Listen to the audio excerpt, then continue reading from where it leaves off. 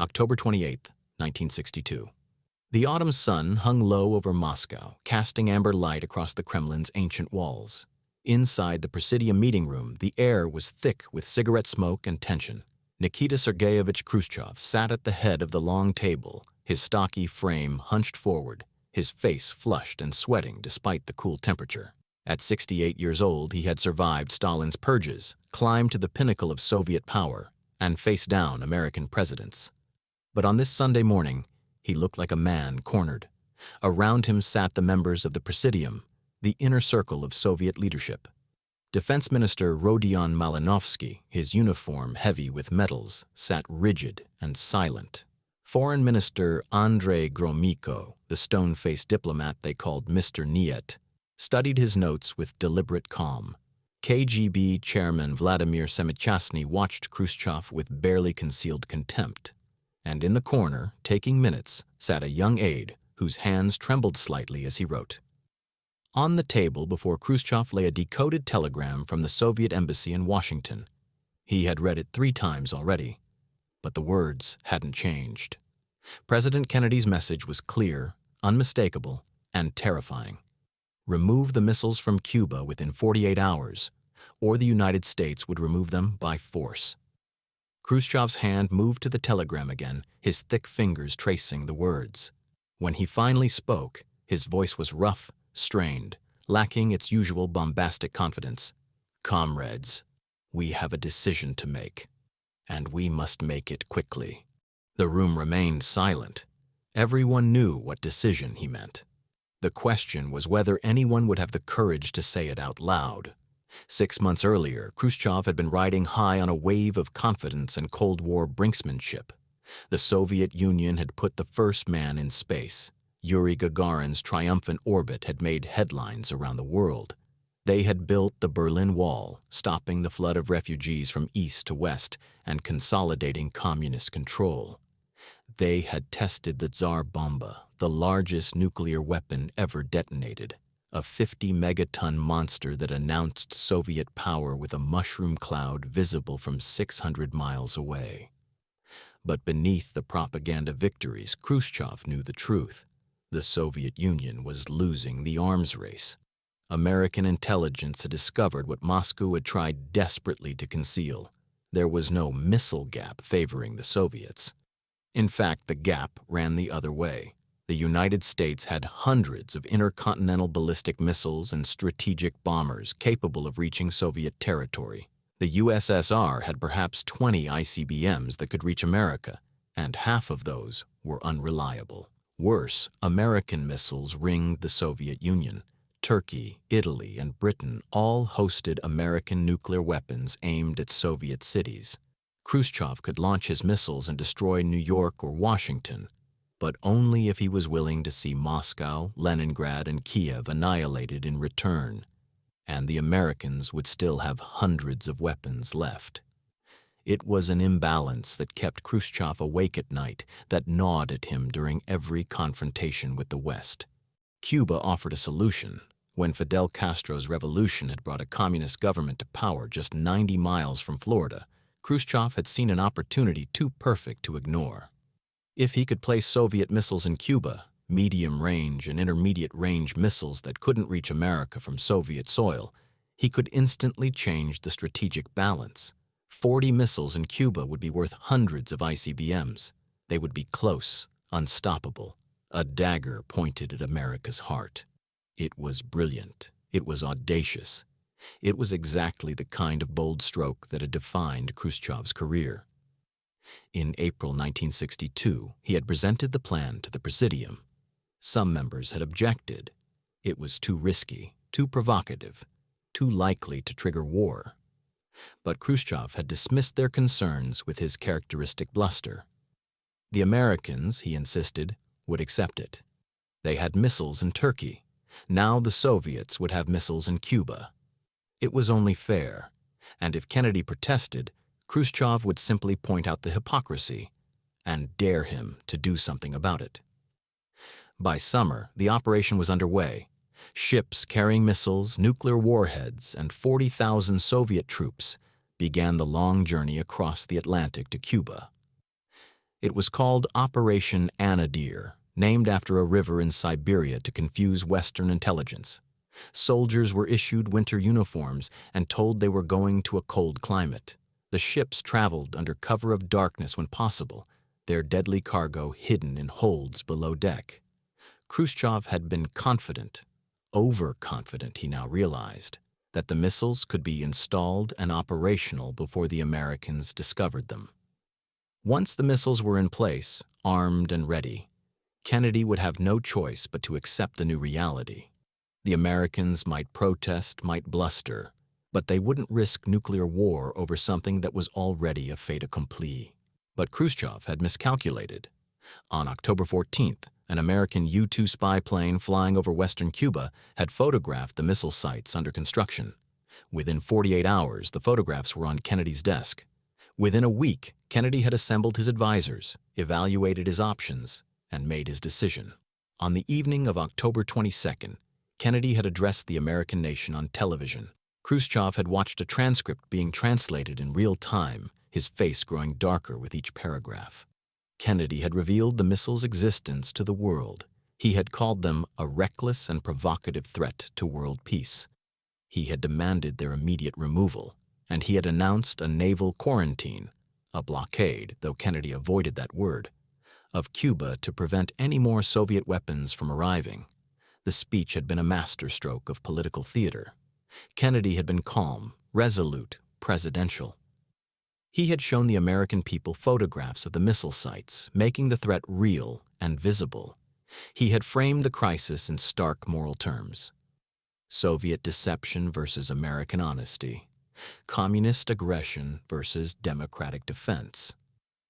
And he had made clear, in language that left no room for misinterpretation, that any missile launched from Cuba would be considered a Soviet attack requiring a full retaliatory response upon the Soviet Union.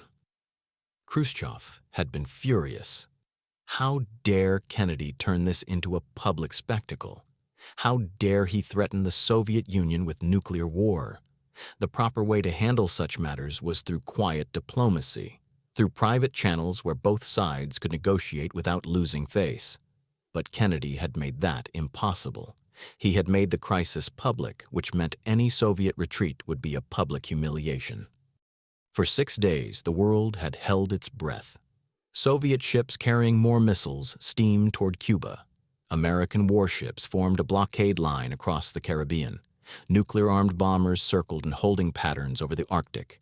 Submarine commanders waited for launch orders.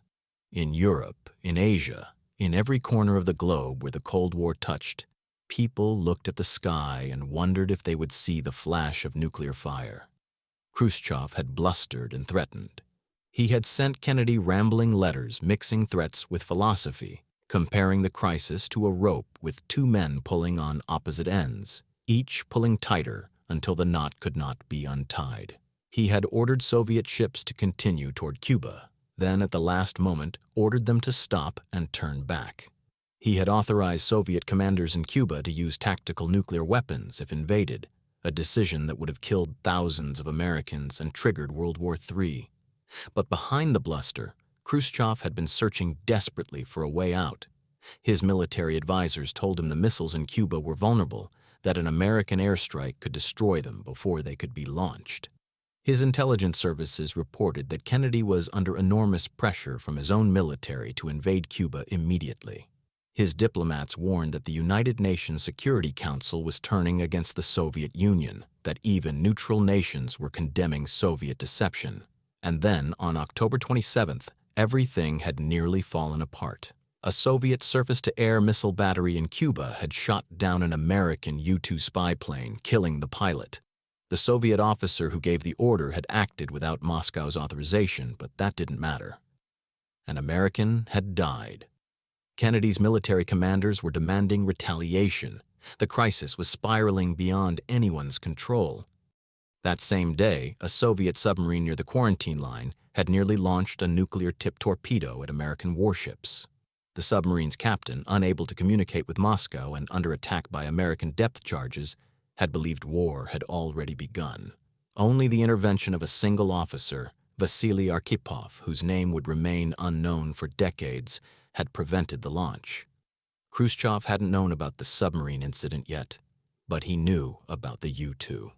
He knew that Kennedy's patience was exhausted, and he knew, with a certainty that made his chest tight and his breathing shallow, that he was out of time. The telegram on the table was Kennedy's final offer: remove the missiles, and the United States would pledge not to invade Cuba.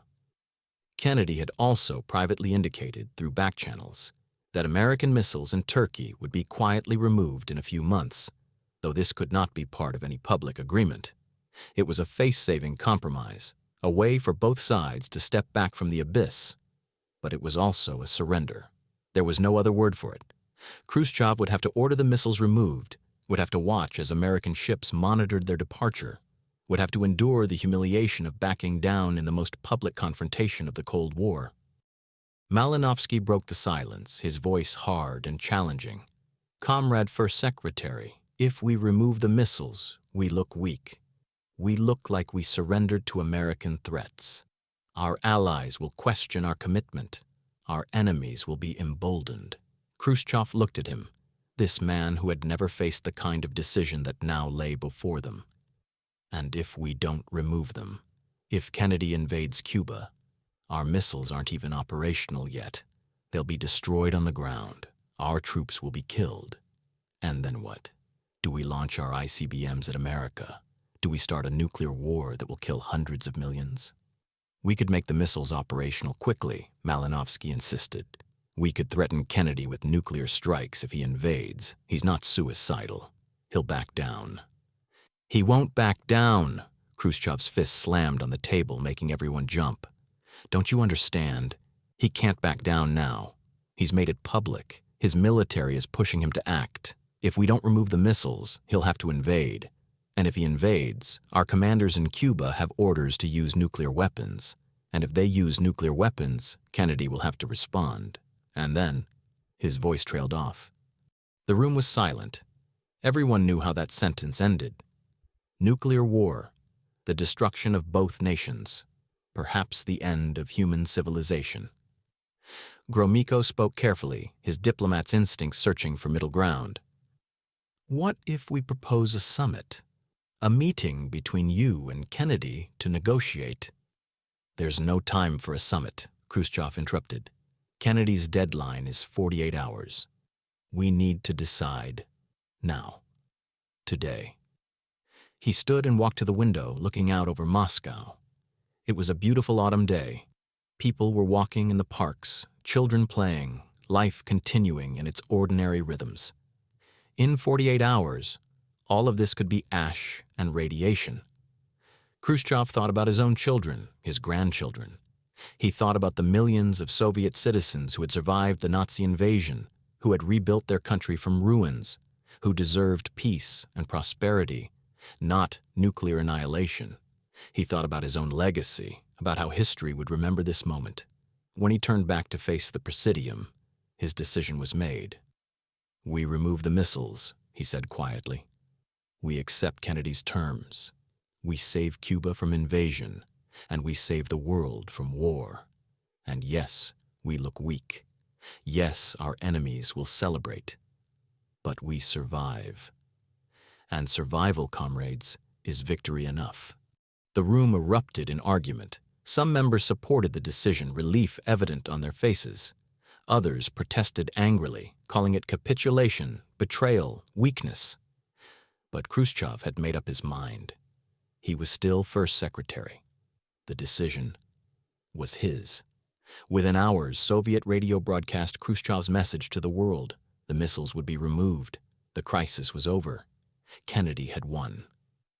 In the weeks that followed, Khrushchev tried to spin the outcome as a victory.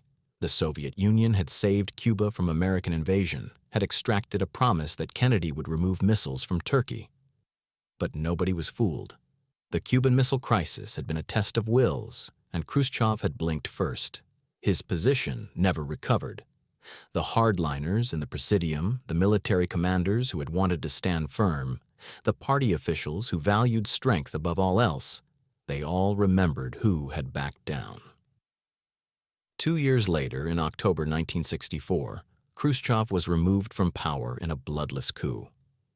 His successors cited many reasons, but everyone understood the real one. He had been humiliated by Kennedy, and the Soviet Union did not forgive humiliation. Kennedy, meanwhile, emerged from the crisis as a hero. His approval ratings soared. He was praised for his steady leadership, his willingness to negotiate while standing firm. The fact that he had privately agreed to remove missiles from Turkey remained secret for years. To the world, Kennedy had faced down the Soviet threat and won. But Kennedy understood better than most how close they had come to catastrophe. In private, he estimated the odds of nuclear war during those 13 days at somewhere between 1 in 3, and even. He had won, yes, but he had also been lucky. If one more thing had gone wrong, if one more submarine captain had panicked, if one more trigger-happy officer had acted without orders, the world would have ended. The Cuban Missile Crisis became the closest the world has ever come to nuclear war. It was a moment when two men, Kennedy and Khrushchev, held the fate of civilization in their hands and, through a combination of wisdom, fear, and luck, chose survival over pride.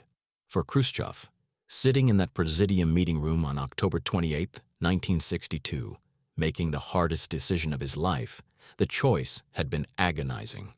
But in the end, he had chosen correctly.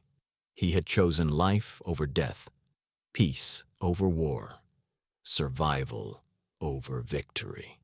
History would judge him harshly for backing down. His own country would remove him from power for it. But the children playing in Moscow's parks that autumn day and millions of others around the world owed their lives to the decision he made. Sometimes the greatest courage is knowing when to step back from the brink. Sometimes the truest strength is admitting you are wrong. And sometimes, in the terrifying calculus of nuclear age, the man who blinks first is not the coward, but the hero. Khrushchev had blinked, and the world had survived.